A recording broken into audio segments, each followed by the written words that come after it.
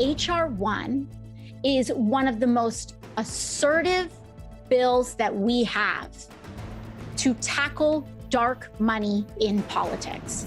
This bill isn't about strengthening democracy. This bill is about strengthening Democrats. The battle over voting rights in the United States heats up as Senate Democrats and Republicans clash over federal legislation that would expand the voting rights of all Americans.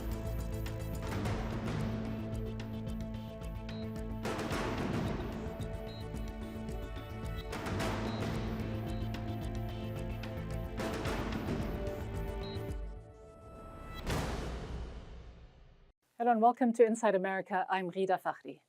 With midterm elections less than 18 months away, Democrats in the US Senate pushed ahead with their attempt to pass the For the People Act, a voting rights bill aimed at expanding voting rights across the United States. The legislation passed in the House of Representatives in early March without Republican support, but failed to get enough votes in the Senate when it was put to a vote on Tuesday.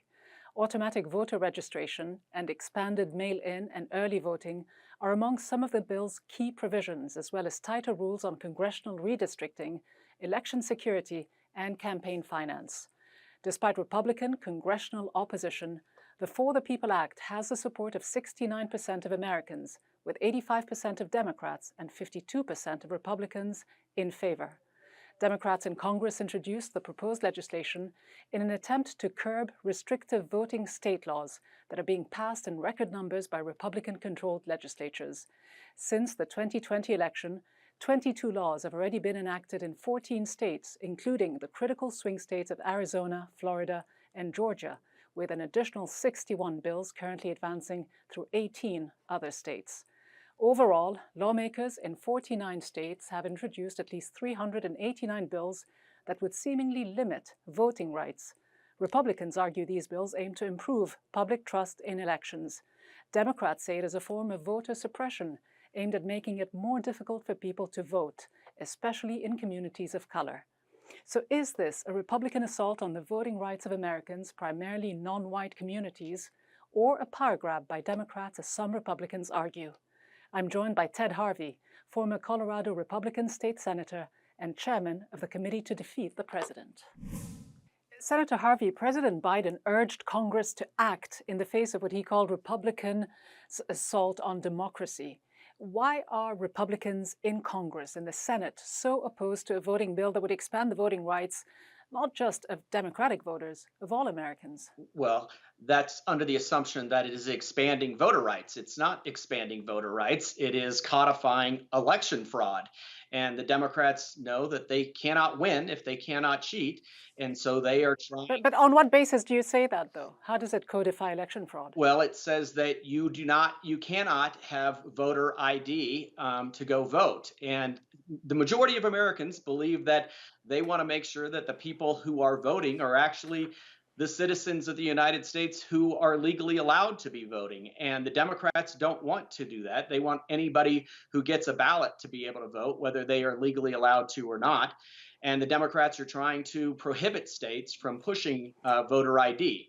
They're also That's not what the bill does, Senator. In fairness, your own state, Colorado, has implemented many of the provisions in that bill.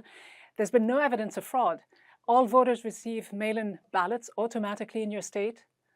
Your state also has automatic voter registration and same-day registration in addition to 15 days early voting before Election Day.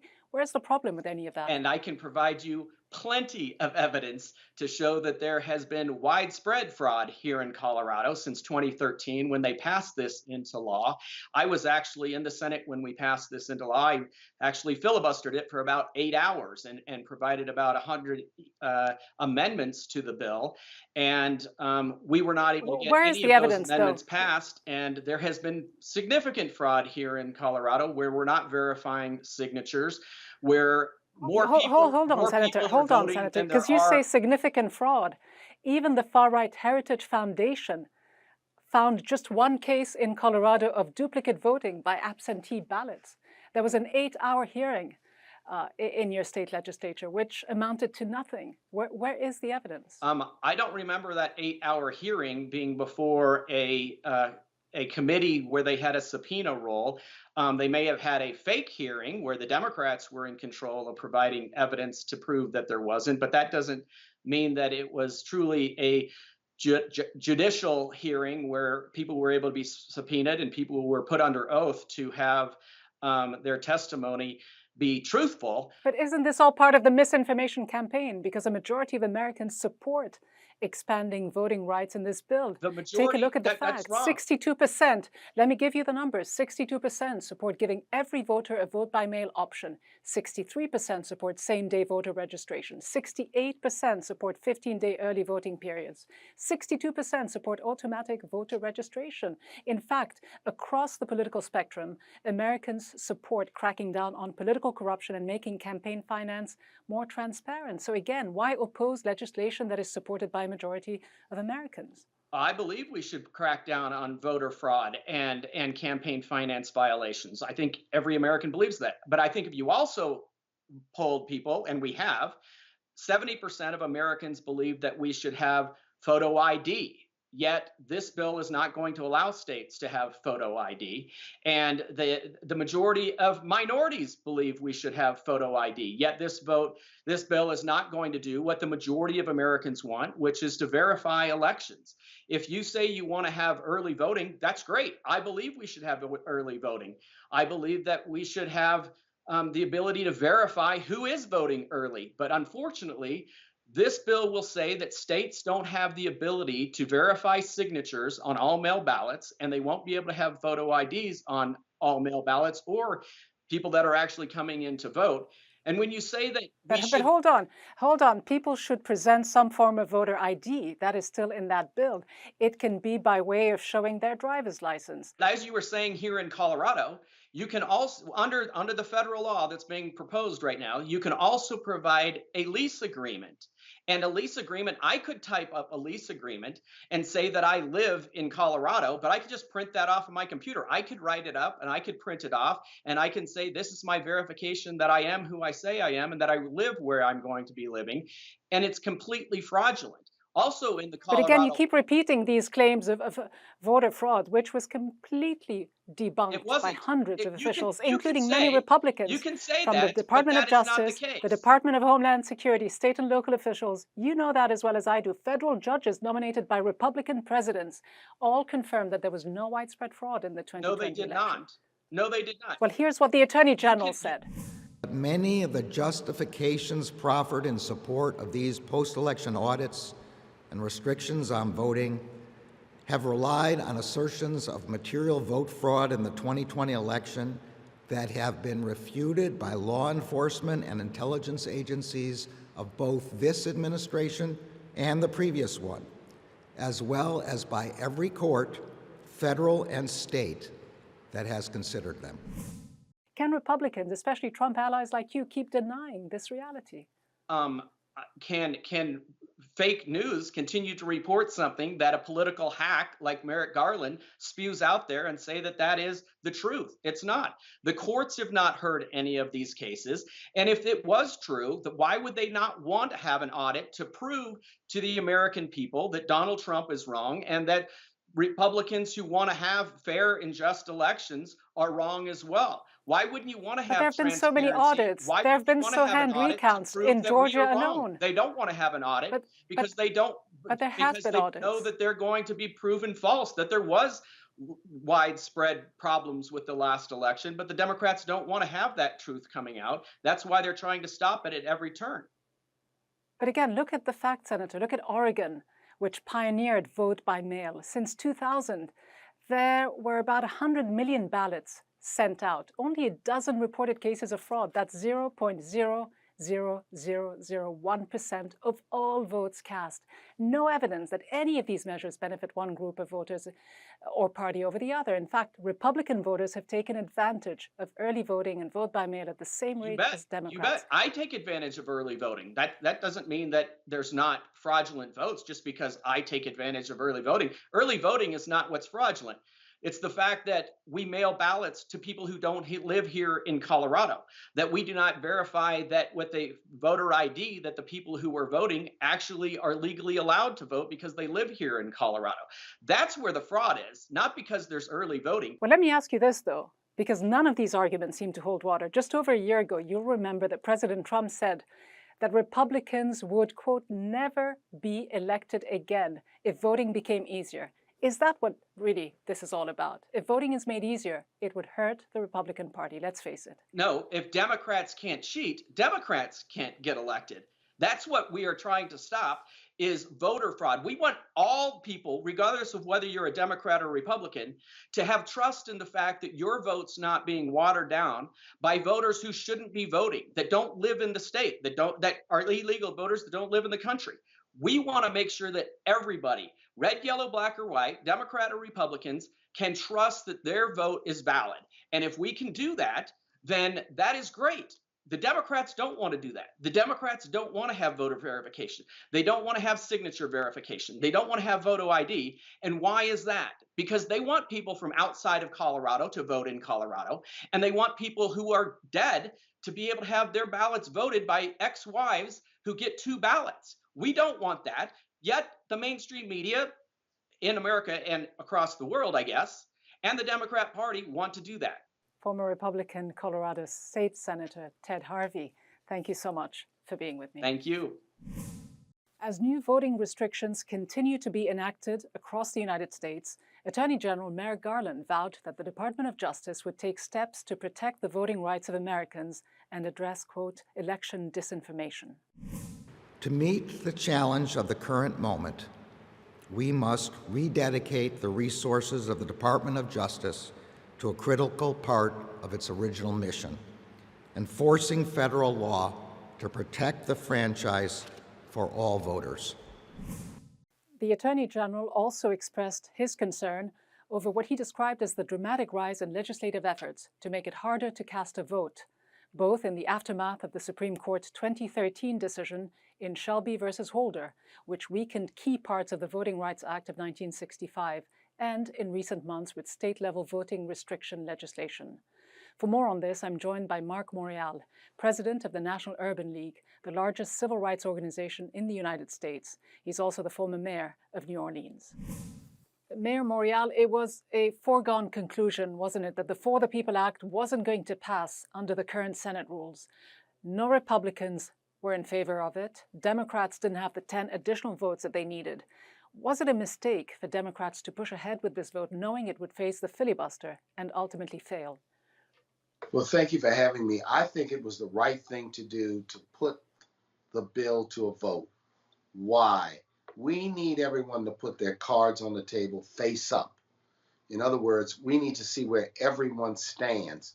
This bill can be voted on a second, a third, a fourth, a fifth time, if necessary. But the protection of democracy and the right to vote is so fundamental to who we are as a nation, to people's confidence in their own government, to understanding why the January 6th insurrection and riot was so, if you will, harmful to this nation, that we had to put it up to a vote so that those members of the Senate who voted against it have to justify, have to explain, have to, if you will, be clear with their own constituents about why they voted no. But if they voted no, what makes you think that they will vote yes if it is put to the vote another time, 2, 3, 4, 5 times, as you say? If we know that it's going to be blocked through the filibuster, should Democrats instead push to carve out an exception in the filibuster for voting rights, the way other exceptions have been carved out in the past?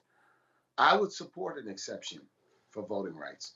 I think the question is, can 50 members of the Senate on the Democratic side agree to a carve-out? Look, in the past, Mitch McConnell did a carve-out for Supreme Court confirmations. Harry Reid did a carve-out for the confirmation of cabinet officers when Republicans were thwarting President Obama's appointees. There have been carve-outs in the past. I would suggest to you that there are few things as important as the protection of the right to vote. In this country now, there is a pandemic, a tsunami of voter suppression, anti-democratic bills being introduced and passed in maybe 40 states of the union. It's unprecedented. It's harmful. In many instances, it's hateful, and it is racially motivated. We can't litigate our way out of this tsunami of voter suppression. We need a federal law which stops these bills in their path. You called it a tsunami of voter suppression, but Republicans, as you know, argue that this bill was written by Democrats to win elections, to give them maximum electoral advantage. They say their opposition to it has nothing to do with suppressing the vote of African Americans primarily and other minorities. How do you respond to this criticism by them that this is a power grab by Democrats, a way to ensure that their electoral advantage is secured? It's an argument that's hollow. It's an argument that's weak. It's an argument that doesn't withstand the scrutiny. But it is an argument, and I think sometimes those on the right think if they yell loud enough, any story or narrative will stick. It's not the truth. If it was the truth, why is it that there have been federal courts over the last 5-6 years that have found that many of these voter suppression laws have been crafted with specific intent to suppress African American voters? And we need not pretend it's anything other than that, or to suppress the votes of Latinx, or to suppress the votes of students and young people, or to make it more difficult for disabled Americans to be able to vote. But so what happens next? How will this affect the motivation of African American voters, Hispanic voters, and other minorities to turn out at the next midterm elections? It's always work. It always requires effort and education and energy. But I do think that people will rise up against voter suppression in 2022 the way we did in 2012. If you remember, there was a voter suppression effort in 2011 and 2012, 2010, 11, and 12, targeted at Black and brown voters after the election of Barack Obama. See, there's a painful narrative here. Why is it that the forces on the right, which include many in the Republican Party, feel that to win an election, they've got to simply shrink the electorate, make it more difficult for people to vote, and leave it at that? Why is it? We'll have to leave it at that question. Former Mayor Mark Morial, President of the National Urban League, thank you so much. Hey, thank you for having me. We look forward to coming back. Now, according to a newly released report by the Brennan Center for Justice, President Trump's attempt to delegitimize the 2020 election as rigged and the Stop the Steal movement he inspired have resulted in attacks and threats against election officials, particularly in Republican-leaning states that voted for Biden. According to the report, a third of election officials have faced safety concerns. Some have been censured by party leaders for confirming the security and accuracy of the election. Others have been replaced or stripped of their right to run for public office or certify future elections. For more on this, I'm joined by Jacob Hacker, Professor of Political Science at Yale University. Professor Hacker, you're one of more than 100 scholars and political scientists who signed a public statement of principle warning that America's entire democracy is, quote unquote, now at risk. You urged Congress to do whatever it can to pass the new voting rights protections. How serious is the democratic backsliding that you see in America today?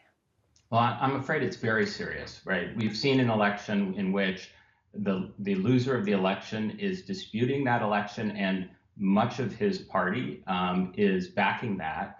Moreover, much of his party is pushing for changes at the state level that would make it much harder to vote, that would perhaps more frighteningly put Republican officials in charge of deciding election results. And this is precisely the kind of democratic backsliding that we've seen in other countries that have gone from being democracies to being semi-democracies or even autocracies. And you and so many others warned about how Republicans have deepened their party's control of the electoral machinery in many states. And we saw how in Texas, the governor threatened to withhold the pay of lawmakers standing up for voting rights after the state legislature blocked, at least temporarily, an attempt to pass a bill that would have restricted voting rights. Where does all this lead to? Could the results of future elections be at stake? Could they be easily overturned if this continues? Absolutely, they're at stake. There's no secret about the Republicans' intentions here. This is a long-standing story. It predates Trump. Republicans have, in the last 2 decades, much more aggressively used their control over state election administration to draw districts in ways that make it much more likely that they'll win. They have also used that control to make sure that they had the measures in place to shape how the disputed elections would be dealt with. And more recently, that's what we've seen. I think that's most troubling is that the party is not just using some of its prior tactics, like trying to discourage Democratic-leaning voters from casting a ballot, but it's actually trying to change the rules of the game in ways that make it possible for them to actually overturn the will of the voters potentially in future elections. But as you know, they say this is not what it's all about, that what they're trying to do is actually secure the safety and integrity of the elections. Well, the fact is that the major threat to the safety and integrity of the elections in 2020 was Donald Trump's attempts to try to overturn the election. I mean, the studies suggest that fraud is very rare. And again, the issue here isn't about whether or not you should have secure elections. It's whether or not partisan election officials should be able to interfere with free and fair elections. And that's what's happening. And that's why the fight that's taking place in Washington right now over a voting rights bill, over new reforms is so important. I mean, I just want to step back because I signed this statement not as a partisan, but as a political scientist, because this is the kind of development that has taken democracy down in other countries. And so it's really vital that we understand that this new law is mostly about just making sure that you have a sort of level playing field for elections in the future. Just how much is race a part of this whole issue? When Republicans openly talk about ensuring, quote, the purity, the quality of the vote, it is reminiscent of the language that was used before the US became a multiracial democracy in the mid-1960s, where everyone could vote. President Biden cast this as an assault on democracy, but specifically as an attack aimed at Black and brown Americans. To what extent is this the issue? It is part of the issue. I mean, the last big assault on voting rights was Jim Crow. And that was, of course, the Southern system of excluding African Americans from the electorate. With the 1965 Voting Rights Act, I think many of us thought that kind of aggressive efforts to rig the electoral game would be behind us. And they're not. And they've gotten worse, and they've gotten worse precisely in places where Black and brown voters have threatened Republican majorities. That's what happened in Georgia, for example. And to me, the fundamental issue is about the free and fair electoral process. And democracy is a system in which parties lose elections. That is, in which parties have a real chance of being put out of power if they don't do what voters want. And what Republicans are trying to do is short circuit that process so they can stay in power even when they don't have popular support. And that's just a serious threat to the democratic process, and we need to recognize it as such.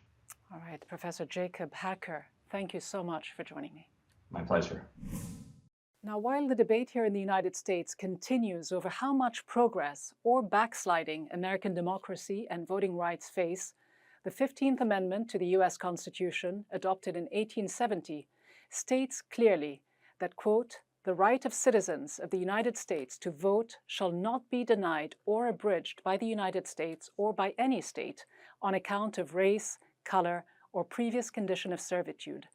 But discriminatory practices continued long after the 1965 Civil Rights Act, particularly in the southern states of the former Confederacy. the ongoing moves today by the Republican Party to, in essence, curtail the voting rights of primarily minorities have the odor, the stench, really, of the so-called Black Codes and Jim Crow laws of the past, or at least that's how they are perceived by many Americans. In 2012, when the first African-American president was re-elected, the Black voter turnout exceeded the turnout of white voters for the first time. During the last presidential election, I quoted on this program an African-American pastor who said, quote, "We went from picking cotton to picking presidents, a reality that many Republicans can't accept." And so, in short, while the Republican Party was once upon a time the party of freed slaves, today it is attempting to, in effect, abridge the voting rights of African Americans and other Democrat-leading minorities by legal, if blunt, means. But even that doesn't appear to deter the grand old party, whose desperate measures to blunt democracy may well slow down the wheel of history, but cannot bring it to a halt or make America white again. That's all from me, Ghida Fakhry, from the entire team here in Washington. Thanks for watching.